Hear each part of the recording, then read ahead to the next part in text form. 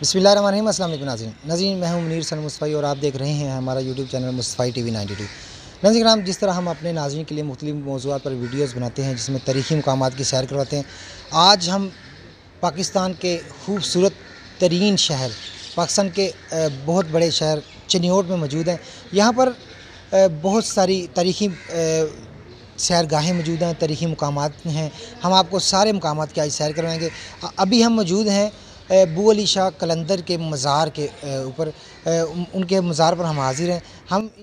हम इस हवाले से आज जानेंगे कि ये जो बुज़ुर्ग हैं जिनका यहाँ पर मज़ार बनाया गया है, इनके मज़ार बनाने की क्या हकीकत है, क्या ये बुज़ुर्ग यहाँ पर दफन है या यहाँ पर इनके चिल्लागाह के तौर पर यहाँ पर इनका, क्योंकि लिखा हुआ है चिल्लागाह, तो इस हवाले से हम इनकी तफसील अल्लामा साहब से जानेंगे। हमारे साथ मौजूद है अल्लामा सुहेल अख्तर मुर्तज़ाई साहब, हम उनसे इस हवाले से पूछते हैं।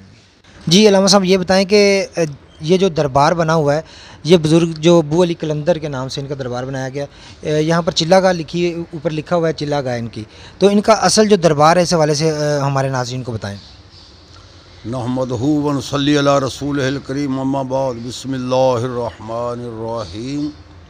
वलक़द कतबना फ़िज़्ज़बूर मिन बादि ज़िक्रि अन्नल अर्द यरिसुहा इबादियस सालिहून। सदक़ल्लाहुल अज़ीम। मज़हर नूर जमाल मुस्तफ़ा ख्वाजाए आलम ग़ुलाम मुर्तज़ा, हाज़रीन व नाज़रीन, अस्सलामु अलैकुम व रहमतुल्लाहि अलैहि।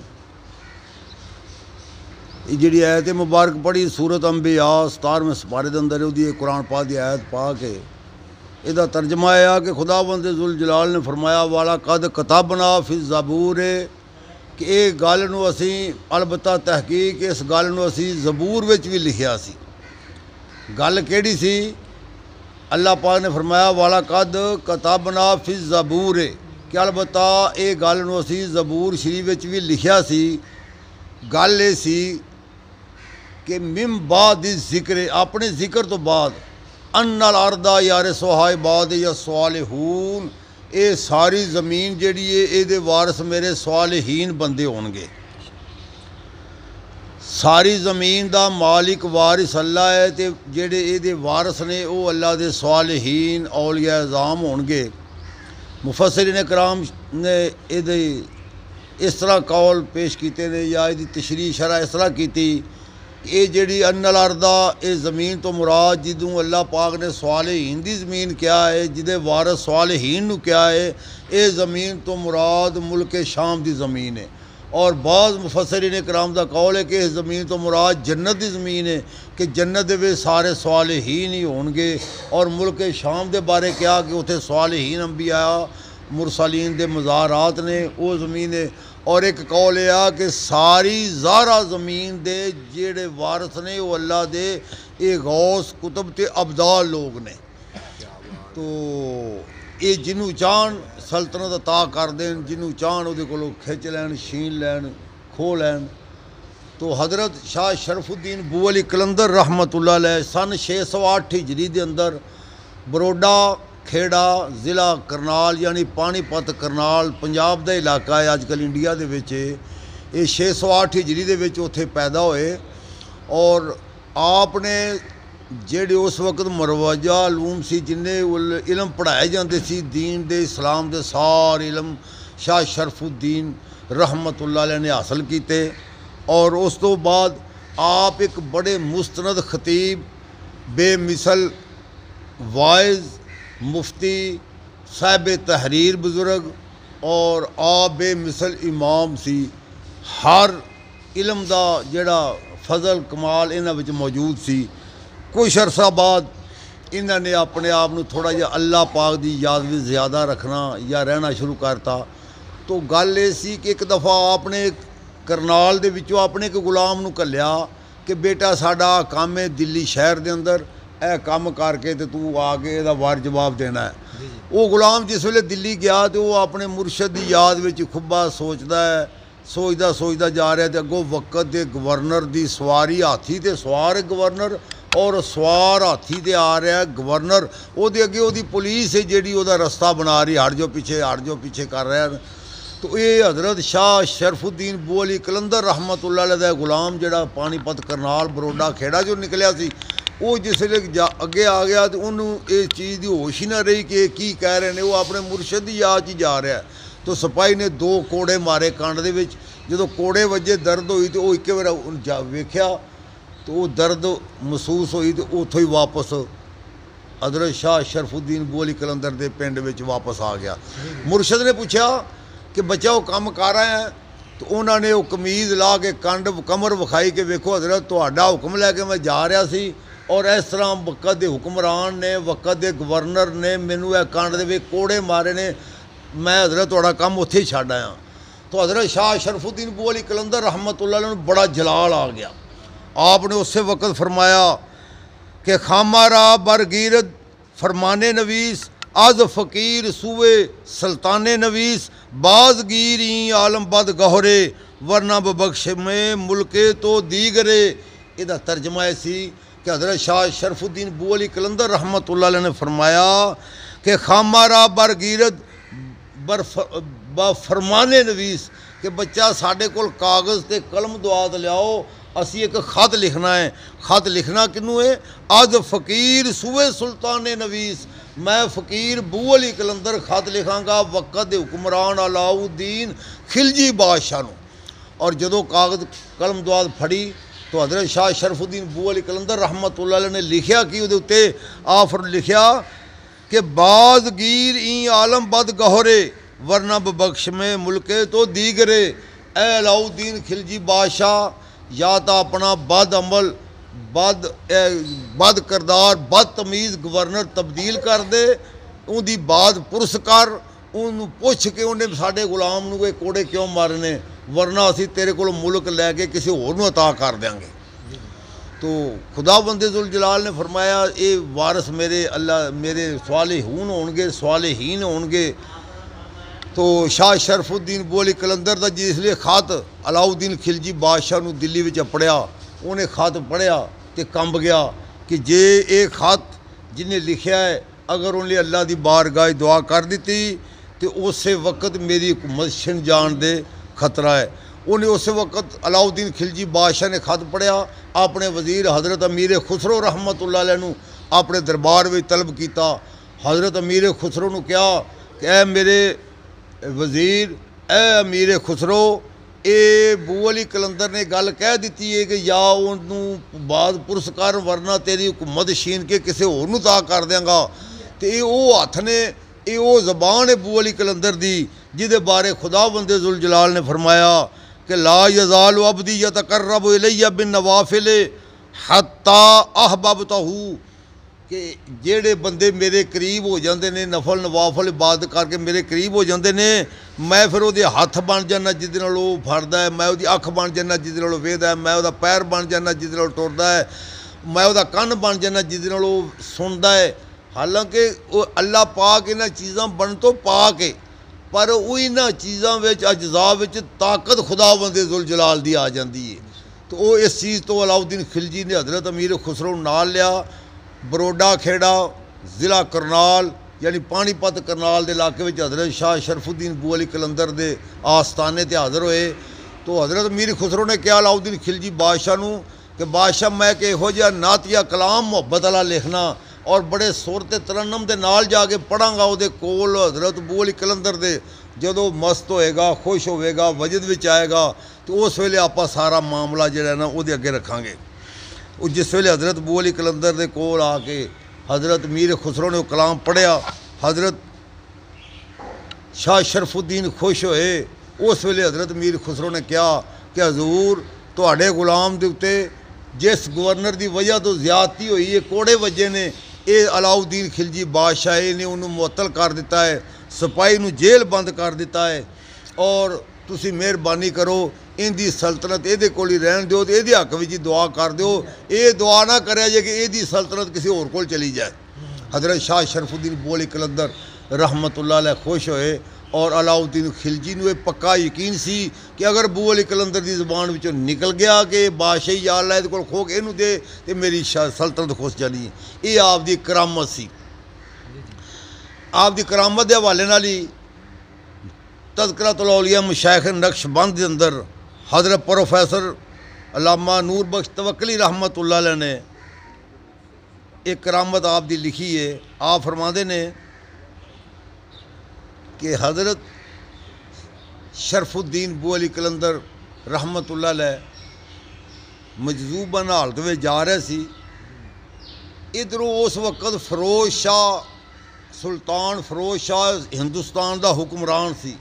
सुल्तान फिरोज शाह हिंदुस्तान का बादशाह सी और हज़रत जहानिया जहां गश्त हज़रत शाह जलालुद्दीन बुखारी रहमतुल्लाह अलैह दा मुरीद सी। हज़रत शाह जलालुद्दीन बुखारी रहमतुल्लाह अलैह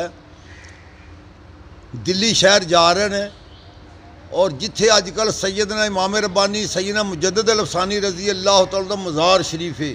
इस जगह के उत्ते बड़ा वड्डा एक शेरां दा जंगल हुंदा सी। शेर जिहड़े ने आसे पासे पिंडां दा नुकसान करदे और इस जंगल दे विच आ गए शेर लुक जांदे। ये शहर ते करीब कोई 20-25 किलोमीटर के कस्बा सी बरास। और बरास दे विच हज़रात अंबिया कराम दे मज़ारात भी ने। 2016 के अंदर असी इंडिया के अंदर हज़रत इमाम रब्बानी सैयदना मुजद्दिद अल-अफ़सानी दे रोज़ा शरीफ ते हाज़र होए। उदों असी बरास दे वो मज़ारात की ज़ियारत भी की। मुनीर साहब मुस्तफाई साहब भी अपने टूर ते उत्थे गए उर्स ते पहुँचे। तो बरास के अंदर हज़रत शाह जलालुद्दीन बुखारी जहानिया जान गश्त रहमतुल्लाह अलैह दे मुरीदीन सी। हज़रत शाह जलालुद्दीन ने उत्थे क्याम किया। इत्थों के लोगों ने अर्ज़ की कि हजूर तुसी साडे भी मुर्शद जे, सुल्तान फिरोज शाह दिल्ली के बादशाह के भी मुर्शद जे। सानू ये बड़ा मसला दरकार है कि साडे कोल सहरंद का जंगल है जिहदे शेर ने और असी डरदे दी कोलों समाना शहर नूं जांदे नहीं वल के जाने आ। जे बादशाह मेहरबानी करे तुसी हुक्म करो ये सारा जंगल बादशाह पटा देवे, जंगल पटा के इत्थे शहर आबाद कर देवे तो असी ये शेरां दी अज़ियत तो महफूज हो जाइए। तो हज़रत जहानिया जहान गश्त हज़रत शाह जलालुद्दीन बुखारी रहमतुल्लाह अलैह जो दिल्ली पहुँचे तो सुल्तान फिरोज शाह ने बड़ा इस्तकबाल किया। आपने वो अर्जी पेश की यानी वो बरास वालियां दा मुतालबा बादशाह के अगे हज़रत शाह जलालुद्दीन बुखारी ने रखा। बादशाह ने उस वक्त 2000 फौज दी नाल समान दिता कि सहरंद ये सारा जंगल जिहड़ा है इनू कट दिओ, सारे शेर ख़त्म कर दिओ, इत्थे एक किले की बुनियाद रखो, इत्थे एक शहर आबाद करो। तो जिस वेले वो सुल्तान फिरोज शाह ने फौज घली उनका वजीर सी फतेहुल्ला खां जिहड़ा अमीरुल मोमिनीन सैयदना उमर बिन खताब की औलाद विचों सी और हज़रत सैयदना इमाम रब्बानी मुजद्दिद अल-अफ़सानी दे 6वें दादे दे सका भाई सी। वो वजीर सी। उहदी क़यादत विच 2000 फौज घली सरहंद विच। सरहंद दे जंगल विचों उन्होंने सारे शेर ख़त्म किए, जंगल पट्टिया और उत्थे किले की बुनियाद रखी। हज़रत शाह शरफुद्दीन बू अली कलंदर रहमतुल्लाह अलैह दा ज़माना सी और ये बरोडा खेड़ा यानी पानीपत करनाल और सरहंद का तकरीबन 150 किलोमीटर का फासला है। ये दिल्ली नूं रेलवे लैन जाती है सरहंद शरीफ तो जिहड़ी रस्ते के अंदर पानीपत करनाल आउंदा। तो बिल आखिर जिसले जंगल साफ हो गया फतेहुल्ला खां जिहड़ा वजीर सी सुल्तान फिरोज शाह हिंदुस्तान के बादशाह का उन्हें किले की बुनियाद रखी। तो उन्होंने इन हज़रत शाह शरफुद्दीन बू अली कलंदर रहमतुल्लाह अलैह नूं एक आम बंदा समझ के ज़बरदस्ती फड़ के तांगे थले टोकरी थले यानी मजदूरों में शामिल करता। आप भी नाल गारा इट्टां चुकन लग पे। रात नूं जिन्नी दीवार खड़ी होवे हज़रत बू अली कलंदर रहमतुल्लाह अलैह रात नूं बह जाण मुसल्ला विछा के एक नारा मारे तो सारियां दीवारां डिग पैण। ये कोई महीना 20 दिन मामला चलता रहा। राज मजदूर सारा दिन दीवारां करन, रात नूं शाह शरफुद्दीन बू अली कलंदर एक नारा मारन, इशारा हत्था करन ते दीवारां डिग पैण। बिल आखिर फतेहुल्ला खां ने यह सारा मसला लेके सुल्तान फिरोज शाह नूं दिल्ली विच रवाना किया। बादशाह ने जो वेख्या तो बादशाह के दरबार के अंदर एक बड़े वड्डे आलमे दीन बहुत जाहिद इबादत गुजार तहज्जुद गुजार शबदार हज़रत इमाम शाह रफ़ीउद्दीन रहमतुल्लाह अलैह बुजुर्ग सी। उन्होंने हुक्म दिता कि बुजुर्गो तुसी बुजुर्ग जे और हज़रत शाह जलालुद्दीन बुखारी दे ही खलीफे भी जे, पीर भी जे, आलम भी जे, तुसी सरहंद शरीफ जाओ उदों सरहंद शरीफ तो ये मशहूर नहीं सी। असी सरहंद का जंगल पट के एक किला उत्थे तमीर कर रहे हैं। जिन्ना किला तमीर होंदा रात नूं वो सारा डिग पैंदा। ऐ इमाम रफीउद्दीन तू जाके उहदा पता कर भी ये डिगदा क्यों है, इनू कौन गिरांदा है, ये डिगदा क्यों है, क्या जिन्नात ने उत्थे या होर कोई मामला है। तो हज़रत इमाम शाह रफीउद्दीन रहमतुल्लाह अलैह ये जिस वक्त सरहंद आए उन्हें आके वेख्या दीवारां हो गई ने, सारे मजदूर चले गए। एक कोने में मसला विछा के हज़रत इमाम रफीउद्दीन रहमतुल्लाह अलैह अल्लाह अल्लाह करन लग पे। अद्धी रात जो गुजरी तो हज़रत शाह शरफुद्दीन बू अली कलंदर रहमतुल्लाह अलैह किले के दरम्यान में आके मसला विछा के वो भी अल्लाह अल्लाह करन लग पे। उन्होंने इं हथ चुकया शाह शरफुद्दीन बू अली कलंदर ने, तो पिछों आके चुप करके आके इमाम रफीउद्दीन ने गुट फाड़ लिया। हज़रत शाह शरफुद्दीन बू अली कलंदर रहमतुल्लाह अलैह गुट फाड़ लिया, बाँह फाड़ ली। पूछा भी की करन लगा है, तो उन्हें आख्या भी मैं सारिया दीवारां रोज़ाना डेगना तो दीवारां डेगन लगा। पूछा भी दीवारां तू किस वजह तो डेगनियां ने, तो आपने फरमाया सिर्फ तेनू इत्थे सद्दन वास्ते। अन करीब एक वक्त आ रहा है सारे हिंदुस्तान दे विच दीन इस्लाम ख़त्म हो जाएगा, दीन इस्लाम कमज़ोर हो जाएगा। तेरी औलाद दे विचों इत्थे एक मर्दे हक पैदा होगा जिहदा लकब मुजद्दद अल अफसानी होगा और वो सारे दीन नू फिर हिंदुस्तान च जिंदा करेगा। तू बादशाह के दरबार च दिल्ली बैठा है, वो मर्दे हक ने इत्थे पैदा होना है, तेनू इत्थे बुलाउण वास्ते। और दूजा मैं इन्हां दे नाल खेडे लगा, इन्हां सानू मजदूर बनाया है तो असीं इन्हां दा सारा काम गवा छड़ने। बिल आखिर हज़रत इमाम रफीउद्दीन रहमतुल्लाह अलैह ने हज़रत शाह शरफुद्दीन बू अली कलंदर रहमतुल्लाह अलैह नाल फिर प्यार मुहब्बत नाल उन्होंने उतों उठा के लै गए। वो किला तमीर होया।